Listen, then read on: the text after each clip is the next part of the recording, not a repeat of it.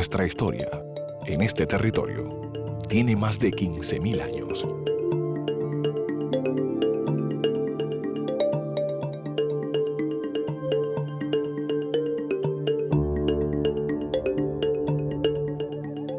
Tenemos menos de 100 años, con el estilo de vida urbano que conocemos hoy en día. Dejémonos guiar por las huellas ancestrales que esconden nuestra geografía.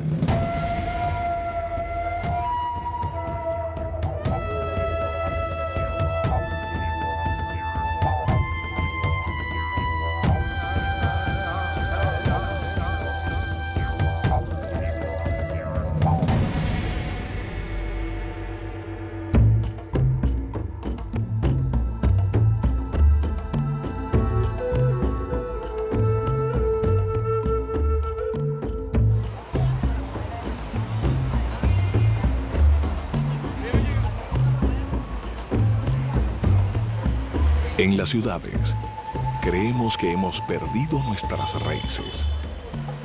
Nos cuesta distinguir y valorar nuestra herencia indígena, presente aún entre nosotros.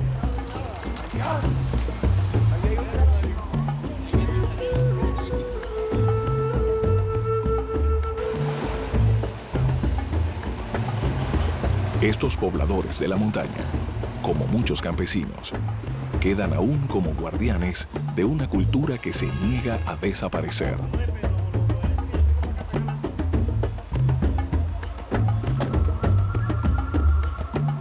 Ellos nos ayudarán a recordar y a apreciar las huellas de nuestro pasado, que aún está vivo, mezclado en un tejido multicolor.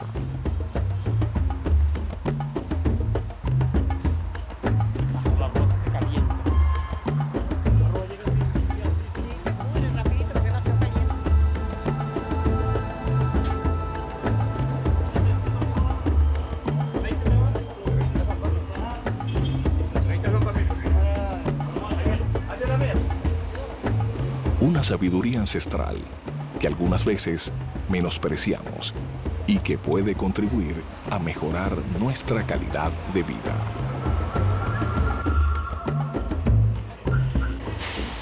El mundo indígena tiene mucho que enseñarnos.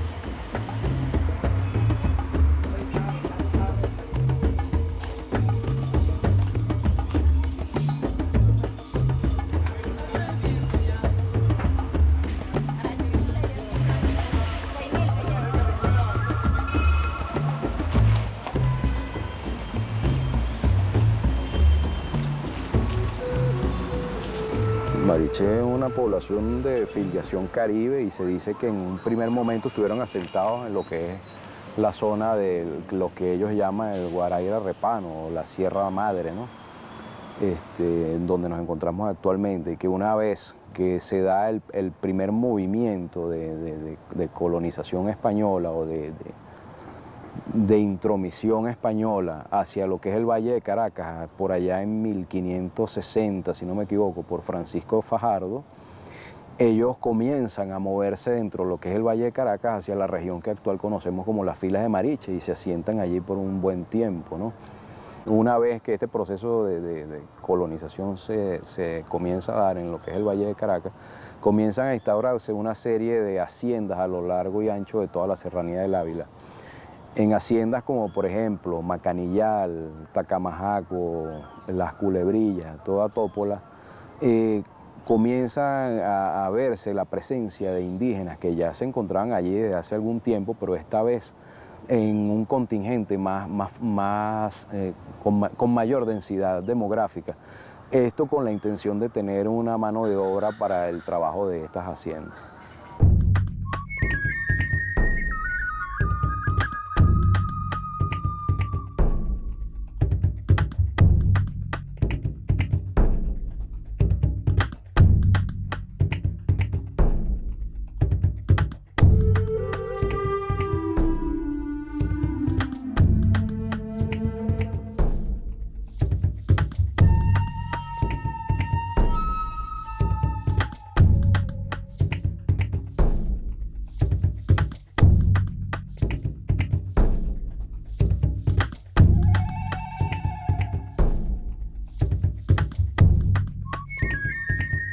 Ellos están viviendo un proceso de aculturización que básicamente se ha dado a partir de lo que es el siglo XX, con todo el bombardeo de información de los medios de comunicación, los proyectos que se han impuesto a esta imagen del campesino y el modo de vida que ha cambiado a partir de lo que es la explosión petrolera del siglo XX.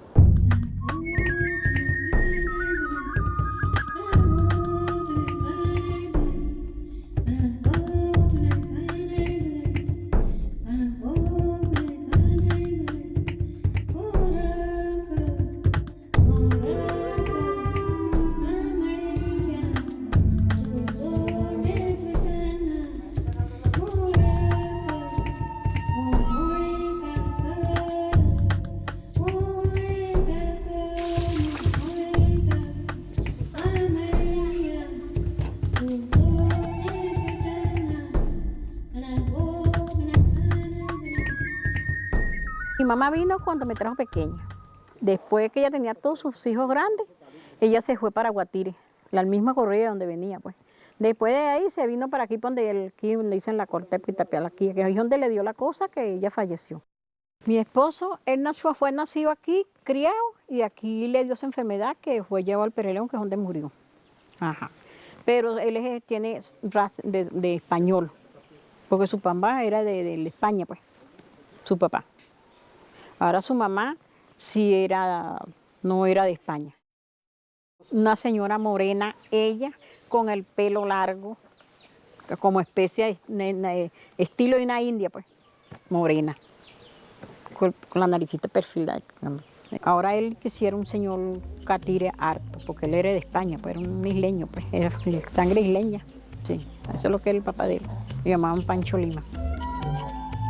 Él mantenió toda su familia trabajando, primero se trabajaba puramente, obligatoriamente en esta hacienda, jalando machete por ahí, sembrando café, que si sembrando, cuando iban a resembrar bucares, árboles pues, para el café. Ese era el trabajo que él tenía y su trabajo de agricultura de sembrar apio, cumo, papa. Después de eso comenzaron que vinieron las cosas de las sembraduras de flores. Sembraban todas clases de flores. De ahí la llevaban un burro, porque cuando eso no se conocía carro aquí. Camino, nada más. Él lleva sus 3 burros allá abajo y venía, llevaba sus mercancías y volvía a subir.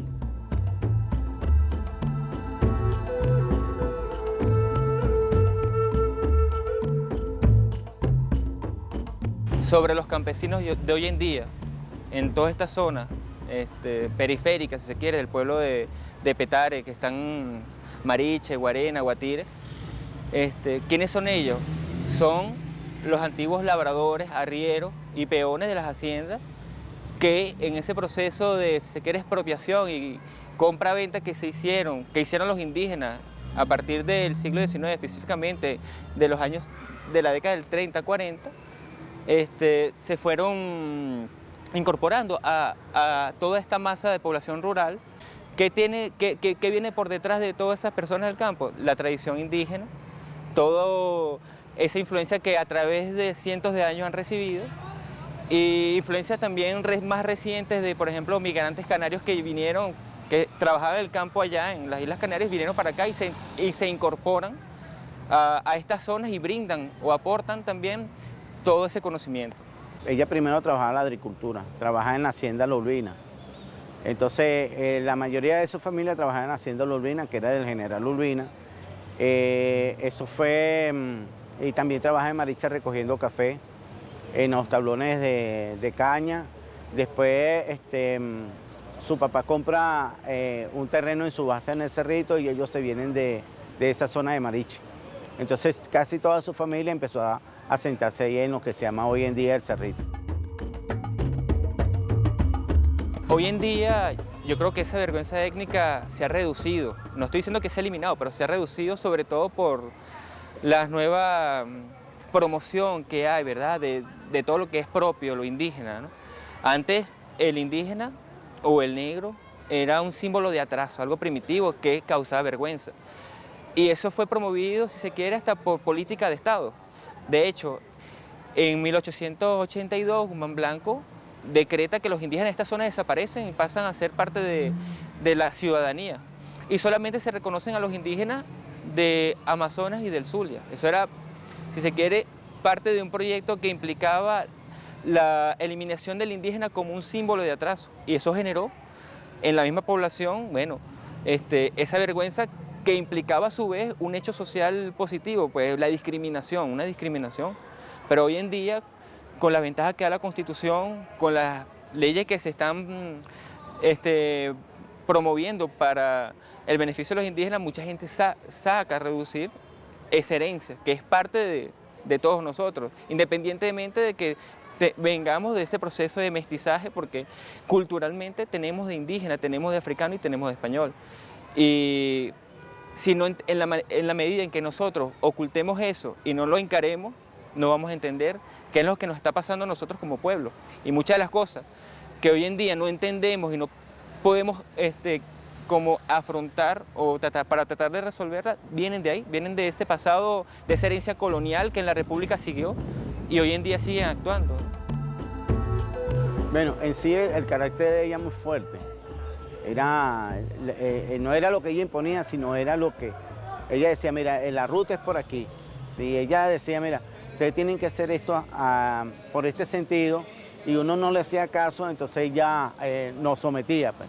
En cambio, si ella veía que nosotros íbamos aprendiendo el significado de lo que era su valor, pues, lo que era la descendencia de los mariches, porque de dónde venían los mariches, porque había que resguardar también esa tradición, y de a dónde le impusieron el apellido Hegler. Entonces ella habla más que todo eso, que a ellos les impusieron ese apellido, que si ellos no le hubiesen impuesto ese apellido, ellos hoy en día mantuvieran el apellido Mariche.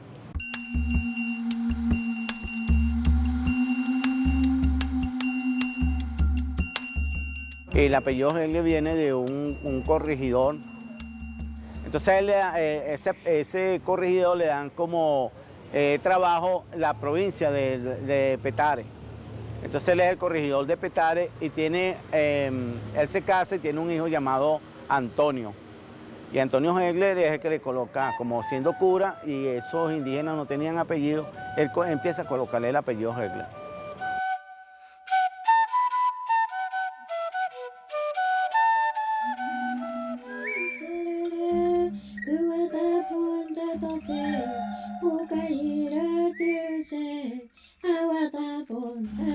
Mire, mi papá viene yo creo que es un cerro de Duarte por ahí. De Petare para arriba, pues ese cerro ahí de la Santa Rosa para allá, pues. Que era rozado con indio, pues. Hermana mía, bueno, ella era bajita, medio gordita, indiecita, casi como el colombiano. Nosotros éramos los maneros de acá de ella. Yo acá en la Colería tengo 41 años, soy nacido de acá, soy autóctono de acá, soy prácticamente de la cuarta generación, por parte de mis abuelos, de mi abuela por parte de mi mamá. Soy acá, mi abuela, mi bisabuela, ella vino acá y por ahí nació mi abuela, aquí nació mi mamá y aquí nací yo, aquí nació mi hijo. Somos una descendencia de bastantes años, más de 100 años acá en esta comunidad. Sí. Mis padres, ellos vivían de lo que se llama la siembra de hortalizas, la zanahoria, verduras. Y mi papá era arriero en la hacienda de café. Él se encargaba de cargar los animales, de transportar el café, de sacarlo a la hacienda hasta los mideros, para entonces trasladarlo hacia abajo. Y después ahí pasamos a las siembras de flores, que todavía se estaba trabajando con flores, las siembras de eucalipto, el helecho. Y trabajamos también con un poquito, todavía se conserva la siembra de hortalizas. Son pocas y verduras, pero pocas, pero todavía se conserva y queremos rescatar esas tradiciones para no perderlas, porque si no pierde la tradición de lo que se llama la siembra de hortalizas y la verdura, se pierde todo, se pierde como el encanto de la generación que uno trae. Tienen raíces prácticamente indígenas, por parte ya de mis abuelos, por parte de mi mamá, que vienen de esta zona, porque ellos sí son prácticamente autóctonos de acá, más no mi papá, porque mi papá sí era de aquí, de la zona de Barlovento. Él vino como inmigrante buscando trabajo de arriero. Bueno, el propósito es desmontar, vamos a decir, una frase que yo la tengo muy bien entre ceja y ceja, que desmontar del andamiaje ideológico lo que llamo yo la historia oficial o historiografía oficial, ¿no? ¿Por qué? Porque yo creo que mientras uno no esté consciente de cuáles son sus verdaderas raíces y cuáles eran los fundamentos de donde se apoyaba esa cultura para hacerlas haber pervivido en el tiempo hasta el día de hoy. Entonces, eso tenemos la mitad perdida, vamos a decir, de nuestra conciencia y por supuesto de nuestra identidad.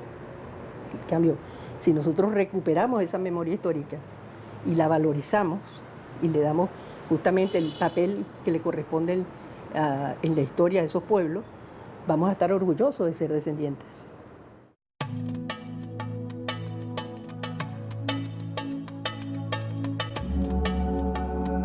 Es innegable para nosotros de que existen huellas ancestrales que se hacen presentes en el día a día de la población de nuestra ciudad. Esas están asociadas con todos aquellos rasgos, tales como las terrazas que estamos viendo en la actualidad, la serie de caminos que comunican lo que es el Valle de Caracas con la costa del litoral central a través de la Serranía del Ávila, la tradición alfarera, a la que está asociada la elaboración de cerámica y lo que es el manejo de las plantas del medio ambiente. Todos estos rasgos están asociados a lo que son las huellas del pasado indígena que persisten hasta la actualidad en nosotros.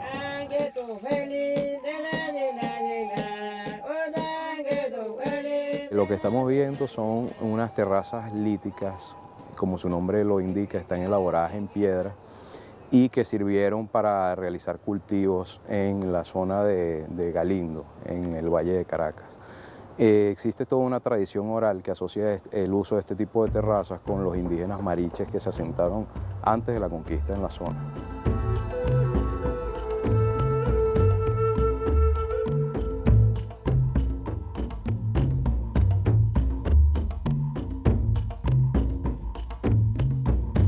Eso es que usted pica la tierra. Esos muros que usted ve ahí, por lo menos esa piedra, esa la tiene el terreno encima. Entonces usted tumba esto aquí, ¿no? Lo trabaja, lo tumba. Entonces usted pega a trabajar la tierra y comienza a recoger la piedra. A recogerla, a zumbarla para atrás. Y entonces puede hacer pareón ahí, eso es lo que nosotros llamamos pareón, ¿no?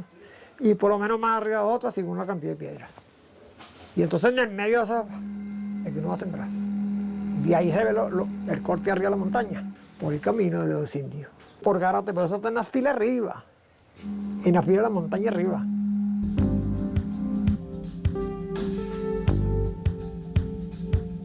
El interés, diría, académico siempre estuvo, pero encontré en el mundo indígena muchas cosas, reconozco, que no encontraba en el venezolano de la urbe. El venezolano de la urbe, me da pena a veces decirlo, yo no lo veía tan simpático. Lo veía, bueno, o sea, a mí me daba más miedo el criollo que el indígena. Todo parecía para mí como más no diría más puro, no, eso no, pero quizá más agradable. Ahí estaba una simple ciudadana, estaba menos que los demás porque no sabía moverme muy bien en el monte. Y sobre todo creo que el mundo indígena me enseñó más bien muchísimo. O sea, yo no sabía de pájaros, de peces, nada, no sabía nada. Entonces de repente se abrió delante de mí un mundo increíble, desconocidísimo, con relaciones muy diferentes de familia, de madre a hijo, de padre a hijo, de padre a... O sea, que fue el descubrimiento de un nuevo estilo de vida. No quisiera idealizar para nada, porque el mundo indígena tiene sus bemoles, no son ni santos, ni héroes. No. En esas culturas yo diría que el poder muy a menudo es fundamental, basado en un tipo de respeto, un tipo de saber, un tipo de fuerza a veces oratoria o no sé. En la urbe el respeto, el valor que se da a la gente muy a menudo es muy artificial, muy frívolo.